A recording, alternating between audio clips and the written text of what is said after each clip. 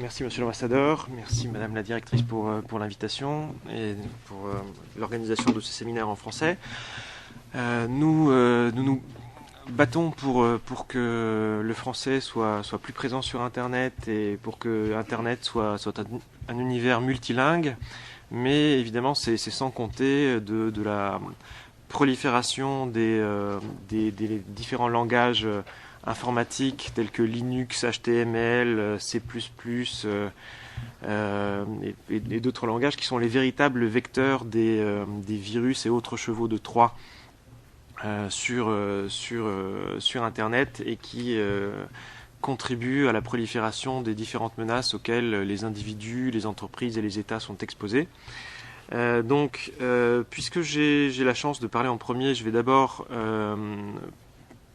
exposer brièvement l'état de la menace dans le cyberespace et ensuite vous livrer quelques éléments sur les réflexions françaises et enfin ce que la France souhaite promouvoir comme idée au niveau international dans les différents forats pertinents. Donc tout d'abord sur l'état de la menace dans le cyberespace. Depuis le début des années 2000, nous avons décelé trois paliers importants dans l'accroissement de la menace sur Internet et dans le cyberespace. Au début des années 2000, nous avions énormément de cas d'espionnage et d'exploitation de données et d'ordinateurs à distance. Donc ce sont des ordinateurs individuels infectés. Donc chacun de nous a dû faire face à des virus ou à des chevaux de Troie, mais lorsqu'il s'agit d'ordinateurs ou de réseaux d'entreprises importantes ou d'États, vous risquez évidemment d'avoir des prises de contrôle de données sensibles d'informations sensibles et cruciaux pour l'économie ou pour le fonctionnement des administrations nationales. Nous avons de très nombreux exemples. Nos propres réseaux diplomatiques ont fait l'objet de tentatives d'infiltration. Notre ministère des Finances également. Nous savons également que pour les autres, nos autres partenaires les plus proches également, ont été objets de tentatives d'infiltration et de contrôle de certaines données sensibles. Donc c'est un premier volet de cette menace. Un deuxième type d'attaque que nous avons pu constater est celui de la perturbation ou de la paralysie des réseaux à distance.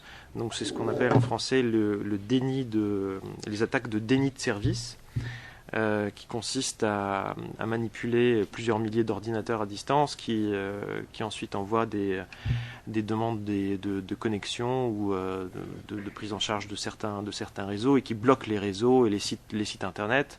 Donc pour un site internet, cela pourrait ne pas être très grave, mais lorsqu'il s'agit de réseaux, par exemple de transferts financiers ou de communication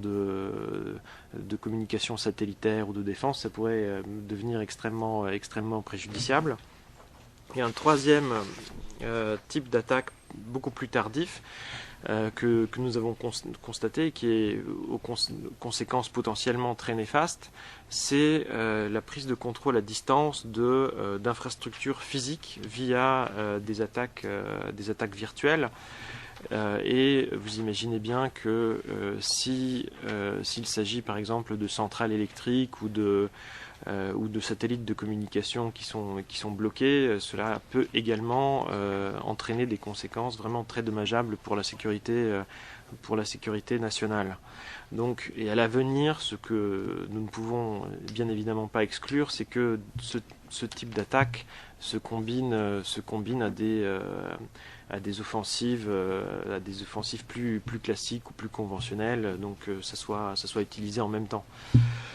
Donc vous voyez par ailleurs que ce type de menace, on peut assez difficilement y faire face, d'une part parce que ces menaces sont généralement anonymes et diffuses. La plupart du temps, elles proviennent d'ordinateurs qui sont infectés à distance et donc involontairement, et donc il est extrêmement difficile de tracer l'origine de cette menace. La menace peut être d'origine étatique, mais elle peut être également d'origine privée. Vous avez une multiplication d'acteurs dans le cyberespace qui peuvent avoir des intentions malveillantes. Vous avez des cyberpirates, des criminels, des terroristes. Donc il est extrêmement difficile de savoir quelle est la frontière entre une attaque d'origine étatique ou d'origine terroriste ou criminelle.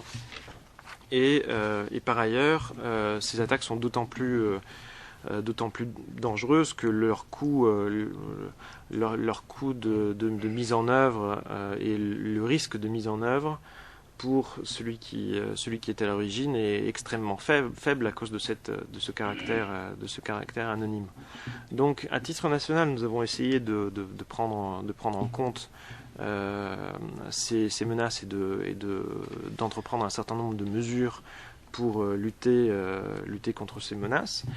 Notamment, en 2009, nous avons en France créé une agence unique de sécurité des systèmes d'information, l'ANSSI, au sein du secrétariat général de la Défense et de la Sécurité nationale.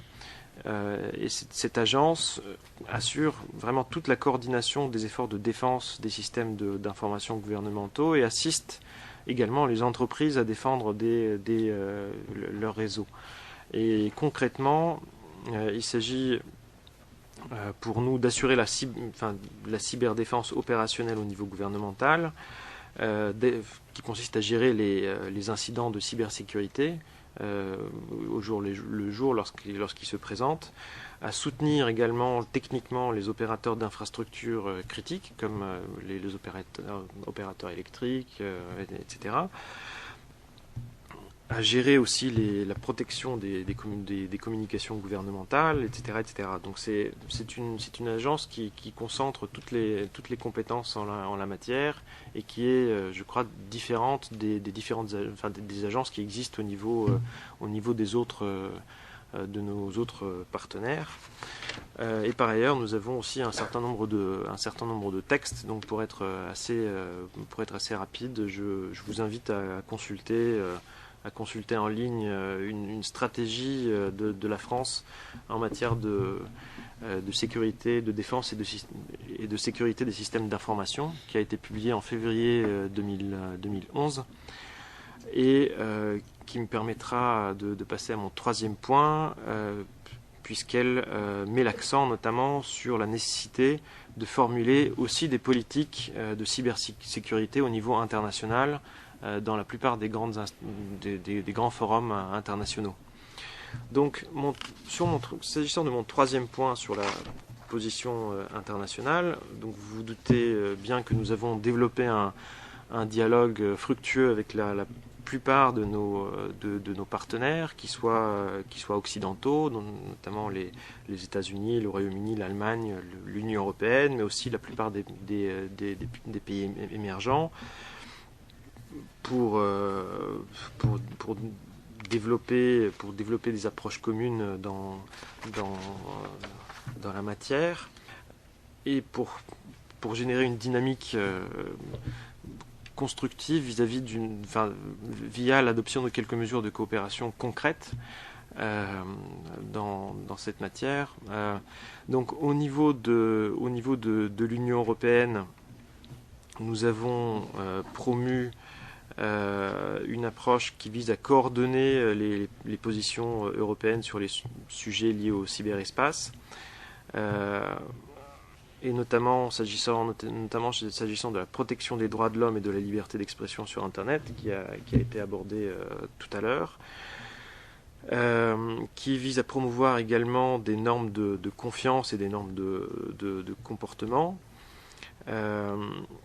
Nous souhaitons également définir un cadre de coopération entre l'Union européenne et les autres grands partenaires, Mais ce qui est à noter également, c'est que au sein de ce que l'on appelle l'instrument de stabilité de l'Union européenne, qui est un instrument financier, nous visons également à promouvoir la mise en place de capacités nationales de cybersécurité, également dans les pays en voie de développement, qui doivent également être protégés contre les différentes menaces subsistant sur Internet.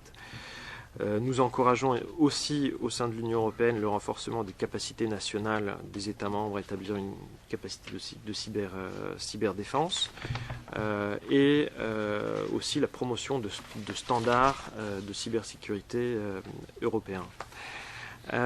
Au sein de l'ONU, qui nous intéresse ici, pour le moment, nous ne voyons pas la perspective d'un accord juridiquement contraignant sur la cybersécurité, étant donné les grandes divergences d'approche qui existent au niveau international, mais un consensus pourrait se dessiner autour de la définition de grands principes et d'engagement volontaire de la part des États. Donc nous avons au sein du G8 souhaité donner une première impulsion politique au projet d'établissement de normes non contraignantes comme base d'une future régulation du cyberespace. Et à cet égard, nous souhaitons réaffirmer l'applicabilité du droit international existant au cyberespace. Nous souhaitons la mise en place de normes de comportement des États dans le cyberespace pour compléter les dispositions juridiques existantes. Et nous souhaitons également définir, mais nous savons que c'est difficile, des mesures de confiance et de transparence dans le cyberespace, mais c'est difficile notamment eu égard au caractère spécifique du cyberespace et notamment de la difficulté de vérifier, vérifier ou de tracer certaines attaques. Nous ne sommes évidemment pas les seuls États actifs dans le domaine. Vous connaissez sans doute le projet russo-chinois de code de conduite sur la sécurité internationale de l'information, mais nous avons une approche un peu différente de la Russie et de la Chine, notamment parce que la Russie et la Chine mettent l'accent sur la sécurité de l'information, donc du contenu, alors que nous mettons plutôt l'accent sur la sécurité du contenant, c'est-à-dire des infrastructures, et de la nécessité de protéger ces infrastructures contre les attaques. Nous sommes également actifs dans un processus qui a été lancé à Londres par une grande conférence internationale sur le cyberespace et qui a été poursuivie à Budapest. Et je crois qu'il y aura une nouvelle conférence en 2013, et qui est un grand forum international où l'ensemble des grands acteurs mondiaux du cyber se rassemblent pour échanger sur une vaste gamme de questions liées au cyberespace et qui ne sont pas seulement liées à la cyberdéfense, mais vraiment beaucoup plus large que ça, et donc que nous estimons également très fructueux. Voilà, merci beaucoup. Je laisse la parole au suivant.